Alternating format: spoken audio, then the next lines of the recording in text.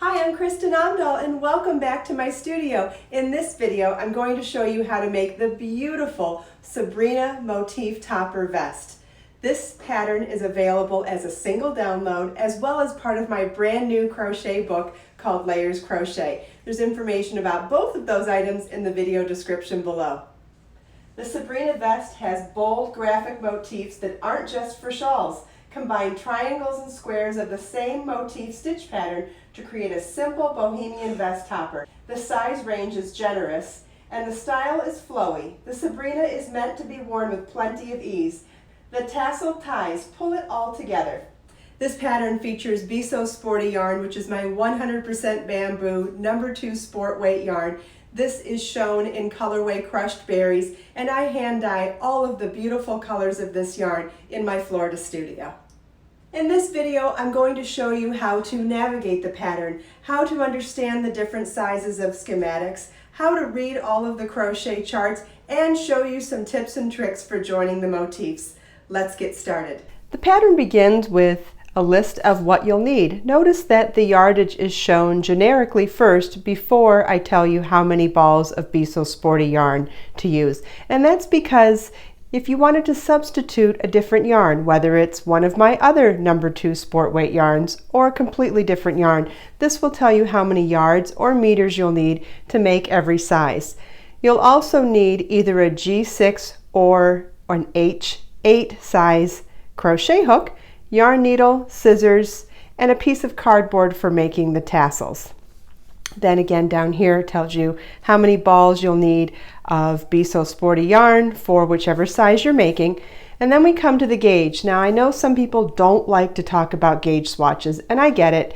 But when you're making garments, it is extremely important to know what your gauge is. And it's actually quite interesting in this project because our gauge is different for different sizes of this project. Because of the nature of the size of the motifs of this project, in order to create consistent sizing to do lots of sizes for the project, we needed to change size of the motif every other size. I'll explain it when we get a little further along.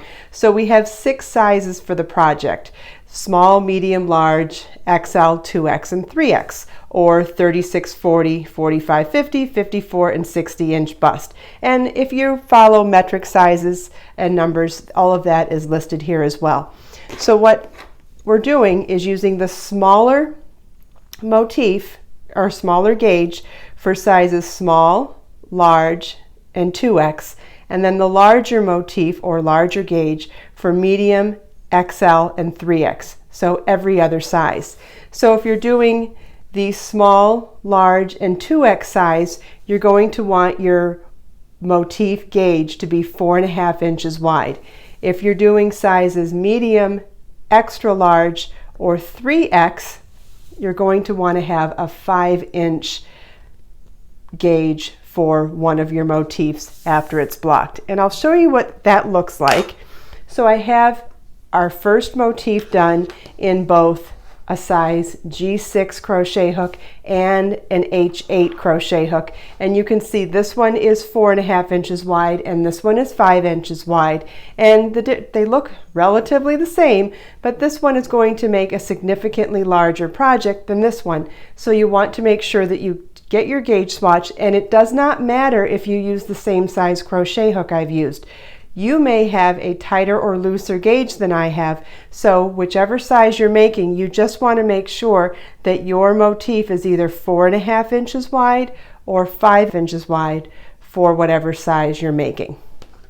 The next part of the pattern that you'll need to know is the stitch guide. It tells you what stitches we'll be using in the project: slip stitch, chain, single crochet, half double crochet, double crochet, and 2 double crochet cluster. These are explained in the glossary if you have Layers Crochet book, or they're also explained in my really wonderful playlist of stitch glossary videos here on YouTube, and you can find a link to that playlist in the video description where you can watch an individual video on each of these stitches. Then I also have some special stitches written out. So we have a chain 3 join, a chain 7 join, and a slip stitch join. And basically what this means is that on any given motif that has a chain 3 that needs to be joined to another motif, if it's a side that's joining, that chain 3 gets converted to a chain 3 join, which ultimately is a chain 1 slip stitch to the adjacent motif's chain space, chain 1. So that chain 1 slip stitch chain 1 is the equivalent of the chain 3 that it's replacing. And that's also the case with the chain 7 join. It's chain 3 slip stitch to the adjacent motif's chain space, chain 3, so that the chain 3 slip stitch chain 3 is the equivalent of a chain 7. And a slip stitch join actually just replaces a chain 1. So anywhere there's a chain 1 that needs to be joined to an adjacent motif, you replace the chain 1 with a slip stitch. So then the next part of the pattern to follow along is in the schematic. And the schematic will show you what kind of motifs to make and also where to join them. So we have 3 different versions of the motif that we're going to be using in this project. We're going to be using square and triangle motifs. There's 2 triangle motifs on either side of the front neck edge and 4 hip ease at the bottom of each side of the vest. On the 2 medium sizes, not medium, on the large and extra large size, we also have some half motifs. And I'll show you what those look like when we get to the charts on the following page. Oh, and we also use those again at the neck edge on the 2X and 3X size. So they're used in the front here and along the neck edge here. Then we have all of those charts listed here in the pattern. Obviously there's the line-by-line instructions for each of the motifs, but then the charts are also a handy way to take a look at each round and the color changes so that you can see the difference from round to round of what the instructions are. There is also a key for each of the charts. And then at the back of the pattern, we also have a joining motif chart. And this shows you where and how you join the different motifs together. Let's make a square motif together. First, we're going to do a chain 6 and slip stitch to the first chain at the beginning of the round to join. And we'll start by tying our yarn to our crochet hook. You can use a slip knot, square knot, doesn't matter, whichever way you like to do it is perfectly fine, and we'll chain 6.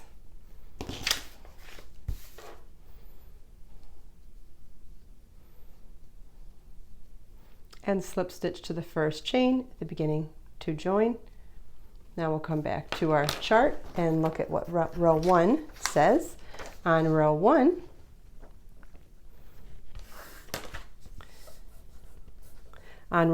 we're going to do a chain 3 and a double crochet. Together they count as our first cluster stitch. Chain 2, then a 2 double crochet cluster in the chain 6 ring, chain 2, and repeat that for a total of 8 times around the ring.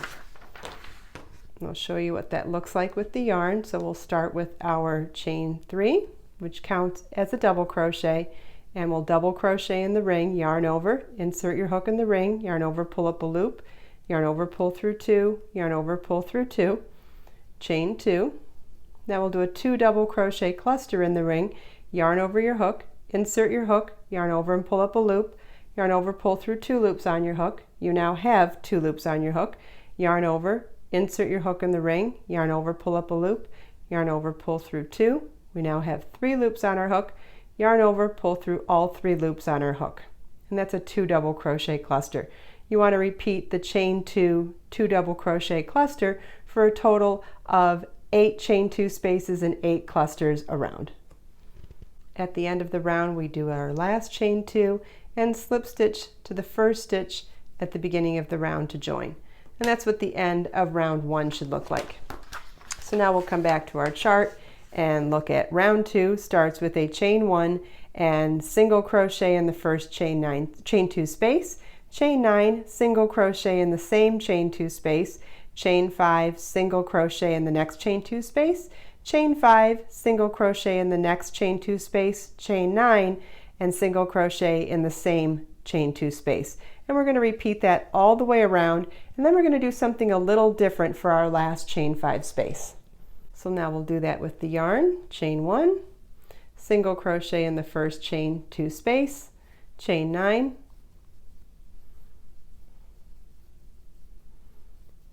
single crochet in the same chain 2 space,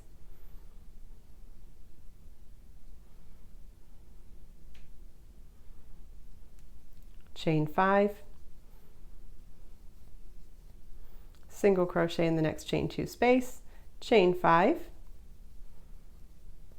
single crochet in the next chain 2 space,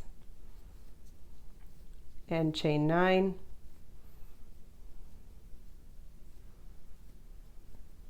and single crochet in the same chain 2 space. And we're going to repeat this all the way around.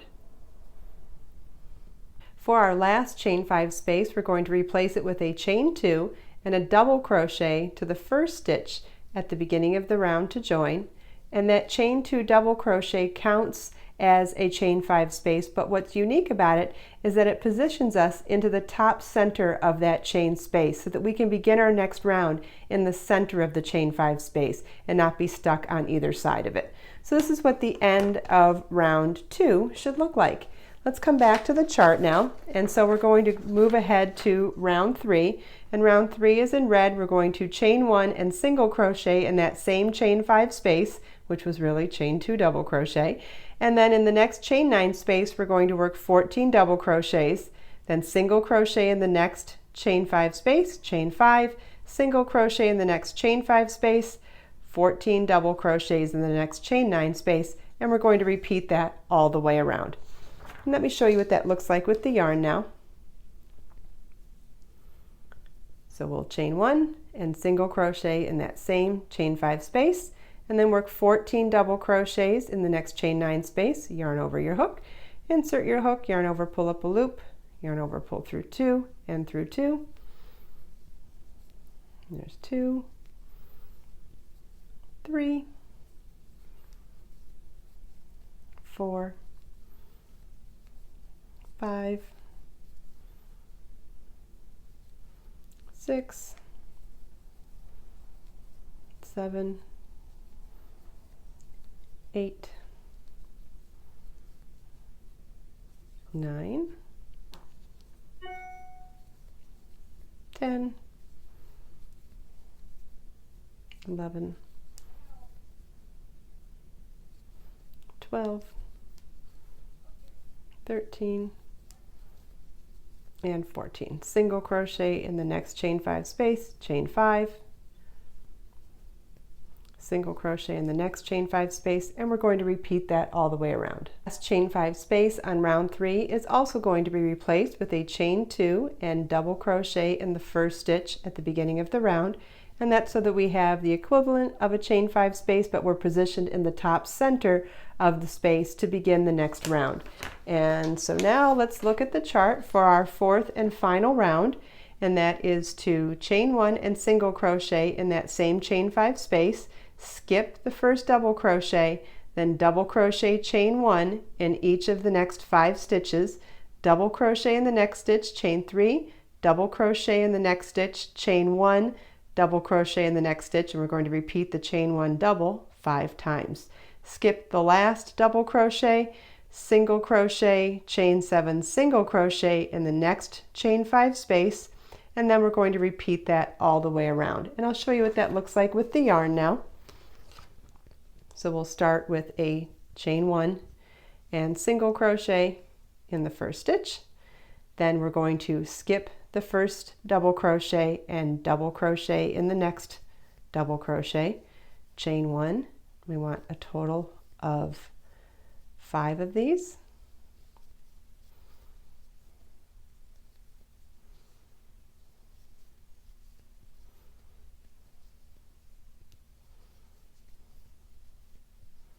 Then we're going to double crochet in the next stitch, chain 3,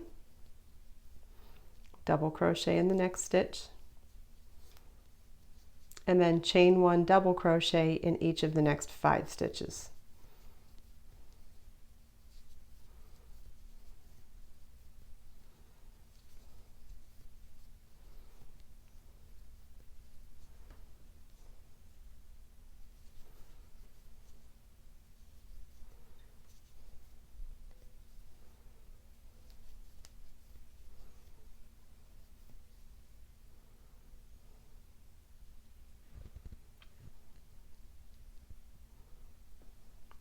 single crochet in the next chain 5 space, chain 7, single crochet in the same space. And we're going to repeat that all the way around. And this is what the end of row 4 should look like. We'll look at it next to the chart. You can see how similar it really does look to the chart. So to make the triangular motif, you're going to be doing the exact same stitches we did for the square motif, but instead of doing 4 repeats of each round, we're only going to do 3 repeats of each round. And then for the half square, we're going to be doing it in rows instead of rounds. So it's the exact same stitches again, but done in 2 repeats instead of 3 or 4. And it's going to be done in rows instead of rounds. Next, I want to show you how to join the motifs together. So on any given motif, if you're joining on one side or 2, the join is always going to start at a corner. You'll do a chain 3 join in the corner. You'll do a slip stitch join in the second chain 1 space from the corner. You'll do a chain 7 join in the side here, a slip stitch join here, and then a chain 3 join here. So I'm going to show you how to join one motif to the other along one side now, just like I explained with the chart. So we'll come to 2 motifs. We've got this one completed, and we have this one completed up to one of those corners. So you know how in the corner we had a chain 3 space. So we're going to replace that with a chain 3 join now. So a chain 3 join is a chain 1, slip stitch to the adjacent motifs, chain 3 space in the corner. You can either choose to work into the large chain 3 space or into the center chain of the chain. It doesn't matter. Whichever way you do it is fine. I just suggest that you be consistent throughout your entire project. And then we'll chain 1 again. So that chain 1 slip stitch chain 1 counts as our chain 3 space and is now called a chain 3 join. So now we'll come back to our stitch pattern here, which is to double crochet, chain 1, double crochet, and now in that second chain 1 space from the corner, we're going to replace it with a slip stitch join. So we're going to come back to the adjacent motif, skip the first chain 1 space, and in the second chain 1 space, we're going to slip stitch and then come back to our current working motif and work double crochet, chain 1, double crochet, chain 1, double crochet, chain 1, double crochet. Then in the next chain 5 space, we'll work a single crochet, and now we're ready to do a chain 7 join, which is going to be a chain 3. Now we'll come back to our adjacent motif and find that chain 7 space, and we're going to slip stitch into the chain 7 space. You could either slip stitch into the actual center chain or right into the big open space of the chain 7 space. Doesn't matter, just whichever way you choose to do it. Be consistent throughout the whole project. Chain 3, and then we'll come back and single crochet in our same chain 5 space. So I want to show you what we've got here so far. We're working in our established pattern, plus we've done a chain 3 join in the corner, a slip stitch join along the side, and a chain 7 join in the center. We're now going to work in our established pattern again, but also do our slip stitch join and our chain 3 corner join.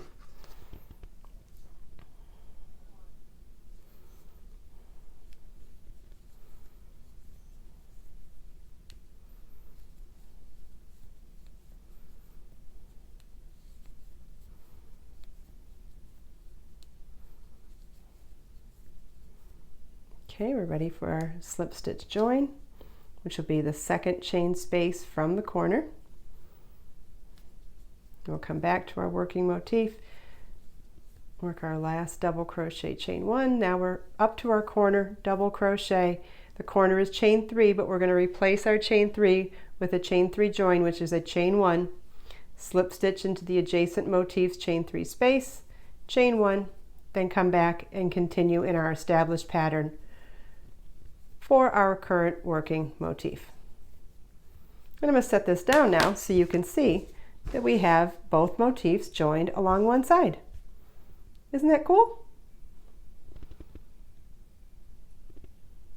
So then you want to refer back to your schematics to see how many of the square motifs, how many of the triangular motifs, and how many of the half motifs you'll need for whichever size you are making to make the beautiful Sabrina Crochet Vest. If you have any questions about this tutorial, please leave them for me in the comments. Links to all of the items that we talked about today, the download pattern, layers crochet book, as well as Be So Sporty yarn are all available in the video description below. Check out the suggested videos at the end of this video where I show you lots of other wonderful playlists here on my YouTube channel where I have thousands of videos for you to choose from. Let us make time to create, share, and inspire today and every day. I'll see you in the next video.